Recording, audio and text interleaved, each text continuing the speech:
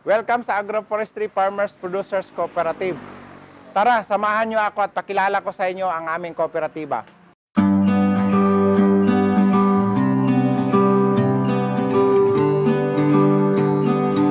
Ang Agroforestry Farmers Producers Cooperative po ay isang kooperatiba ng mga magsasaka na nagtatanim po ng coconut, cacao, coffee at saka banana.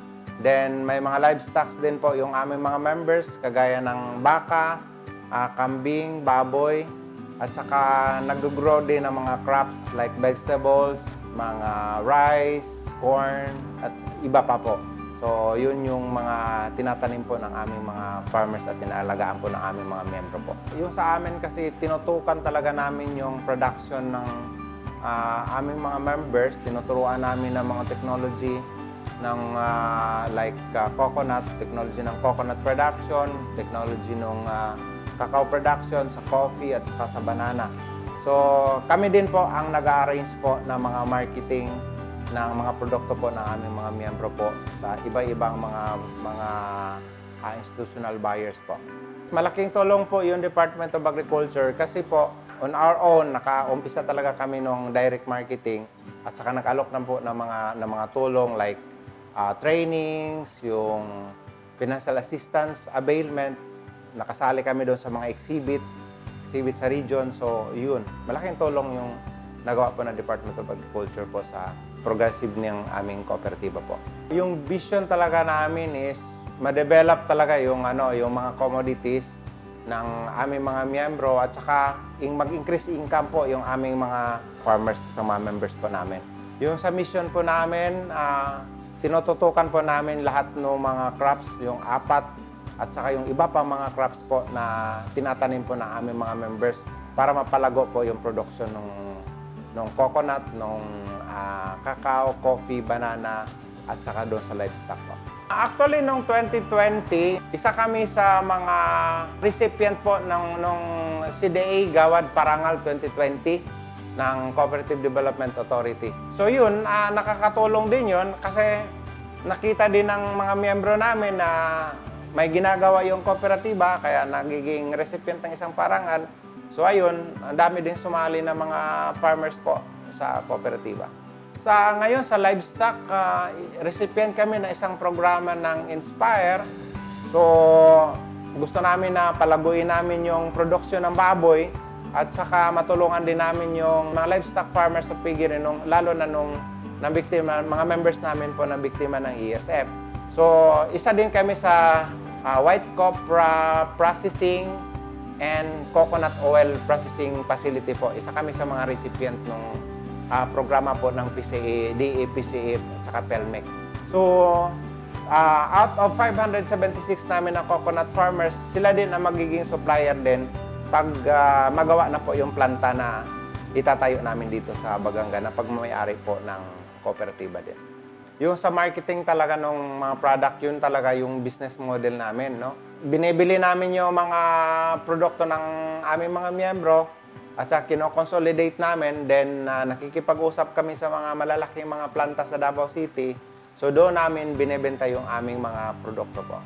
Yung isa na processing namin, yung sa coconut, binibili namin yung whole nut, saka yung mga good quality, binebenta namin doon sa mga processing plant sa Davao.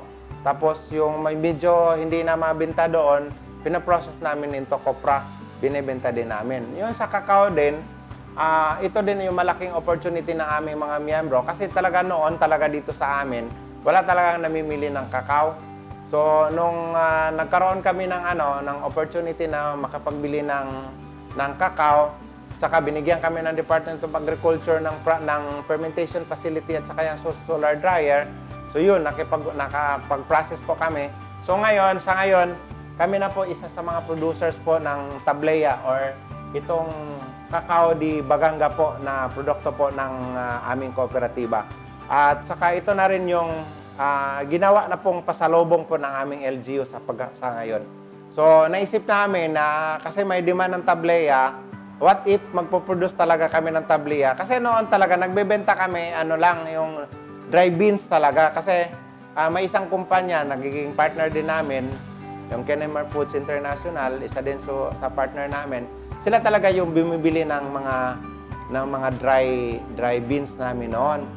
Kaya lang, sabi ko, kasi nagtatry kami, then ang daming bumibili, sabi ko mag-ano lang tayo mag-develop na tayo. So ngayon, yung processing talaga namin is, may na kami na for FDA na. Nag-apply na kami for FDA para yung product namin at least ma-display namin doon sa mga store, doon sa mga convenience store. So parang gano'n. Itong tableya, then may coffee kami, then may chili kami, pero may kopra din kami. So pero yung pinakamalaki ang benta talaga is yung sa kopra po namin. Yun yung malaki ang benta.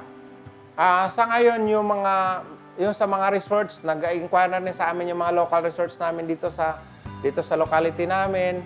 Yung LGU namin, isa yun sa mga malalaking outlet talaga namin kasi yung LGU, pag namibigay yun ng ang tawag nito, yung mga pasalubong items, yung aming produkto po yung binibigay nila.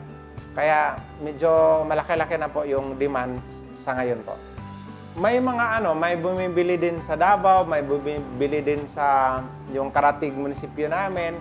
So may mga may mga abroads din na nakarating na rin yung aming mga produkto doon sa abroad. Yung mga strategies namin, isa yung promotion doon sa social media. Nag-ano din kami, nagpo-post na kami ng aming mga produkto. Tapos yun sa mga resorts, nagpupunta din kami doon sa mga resort. Tapos, binibenta din namin doon sa mga pasalubong center nila. May payo ko lang siguro na pwede silang maghingi ng mga assistance from government, like mga trainings, like capability building trainings. Yun, para at least naman ma-reinforce yung management, ma-reinforce yung board of directors. Napakalaki po ng impact ng Kadiwa program. Kasi sa ngayon, yung Kadiwa program natin, tuloy-tuloy yun every Thursday. Yung mga farmers, yung mga organizations, nag-ano talaga ng mga product natin. Tapos, kami through doon sa tulong, at least continue din yung business namin sa whole nut, sa cacao buying. So, nagtuloy-tuloy din yun. So, tuloy malaki po yung tulong, yung 500,000 po na natanggap namin sa Kadiwa doon as working capital. Kasi nabibili namin yung mga product po ng aming mga miyembro at saka nabibenta po namin doon sa mga institutional buyers. Then nakakatulong din 'yon sa direct marketing concept natin na at least nabibili natin yung mga produkto then binibenta po natin sa consumer directly. So yun po yung isang malaking tulong po na nabigay. Hanggang ngayon po na-sustain yan. Na tuloy-tuloy po yung negosyo po ng Kadiwa namin dito sa Bagata. Sa agrikultura, kasi lahat naman talaga ng mga produkto na i-produce natin, magkaano talaga, may corresponding talaga na halaga, kaya may pera. Kaya lang, siguro, titingnan natin din yung demand sa market. No? Kasi pag kahit ano yung gawin natin, pag hindi demand sa market yung product natin, wala talagang pera yon. Pero kung dagdagan natin tsaka yung technology, kasi halimbawa ngayon sa coconut, sabi ko sa kanila, yung production natin na 50 nuts per dapat madagdagan natin yon through fertilization, through proper management, through good agricultural practices. Ayun, siguro, magkakaroon talaga tayo, masasabi talaga natin na may pera sa agrikultura.